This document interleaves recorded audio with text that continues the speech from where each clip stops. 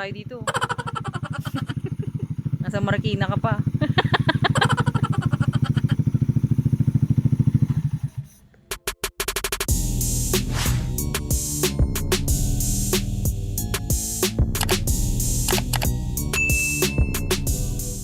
Right, good day mga lods. And so for today's video, ito yung request ng iba nating mga subscribers.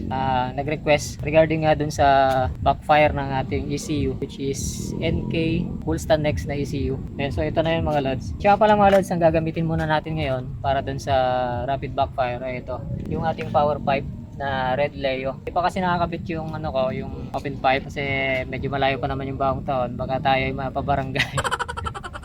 Yan, so kailangan lang na mainit na yung makina para dun sa idle rumble. Bali tatlo kasi yung i-demo natin ngayon, yung idle rumble na 1 to 9 mode, tapos yung anti-lag, saka yung launch control mga lods. Ayan, bali tatlo yung i-demo natin ngayon. Unahin muna natin yung kanyang idle rumble mga lods. Ayan, dapat nakakonect na sa cellphone natin yung ECU. Check nyo lang yung TPS nyo kung gumagana. Ayan o, from 0 to 100%.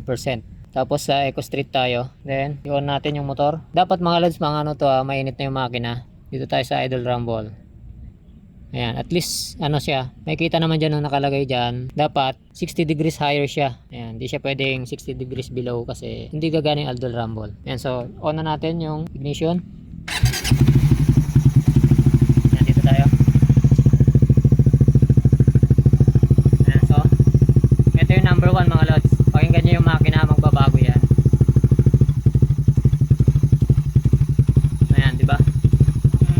Bago yung tunog ng makina. Number 2. Ayan, nagbago ng bagya. Konti lang pinagbago niya dun sa number 1. Ito naman number 3. Ayan, parang bumilis ng konti. Number 4. Ayan, mas bumilis. Number 5. Doble yung ano niya. Ayun. Number 6. Yan, pabilis na pabilis siya. Number 7. Ito parang may nagkaroon ng ano eh, nagkaroon ng kakaiba. Number 8.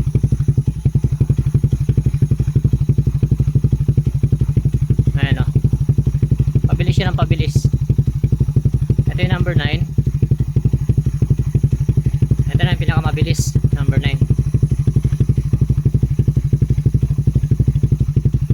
Siyempre, balik natin yan sa 0. Ayan, bumalik na sa normal. Ngayon, punta naman tayo dun sa inaabangan ninyo na rapid backfire at saka launch control mga lods. Ayan, ito yung launch control natin, no? Dito tayo.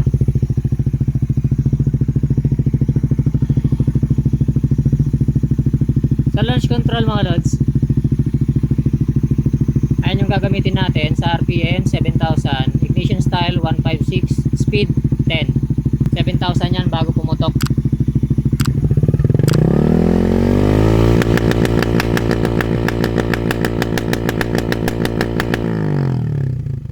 Ayan mga lods, tanggalin naman natin tong launch control.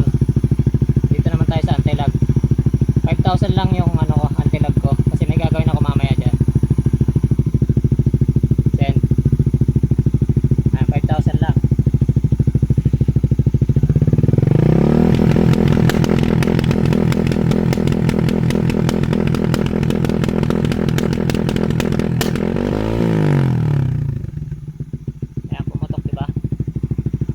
Sasabay na natin mga lods, double backfire na siya.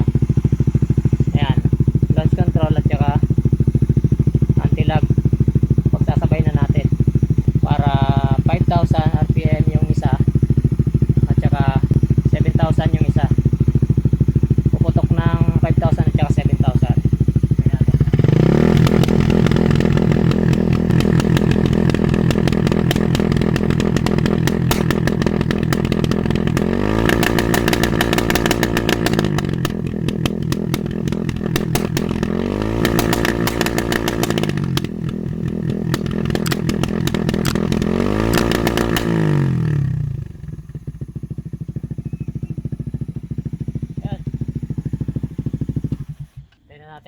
Baka mahuli.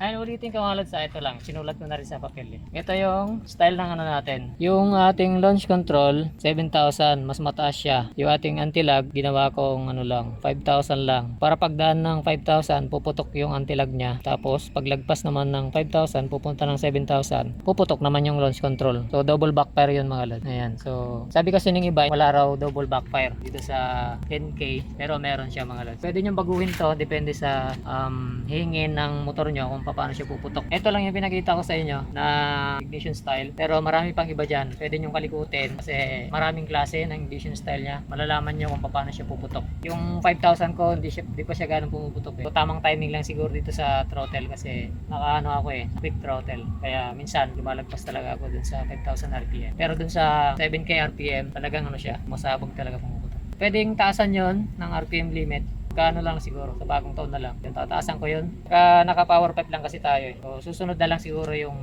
open pipe. I-testing natin doon. Ganon din yung gagawin natin, yung idle rumble. Tapos launch control at saka anti-lag. Yun lang yung ano natin sa video na to. Pinakita ko lang sa inyo. Sa mga nagre-request dyan, ito na. Pakita ko ulit kung ano yung setup ng aking ECU. Ganyan lang. Depende pa rin sa inyo yan. Pwede nyo baguhin yan. May iba't ibang style naman, sabi ko nga. Okay, so nandito ako sa paborito kong lugar. Wala akong na-estorbo gaano dito. Meron lang sumigaw sa amin kanina dito sa sa taas. Bata yata yun. Yeah, that's it for today. So, that's it sa lahat mga lods. Peace.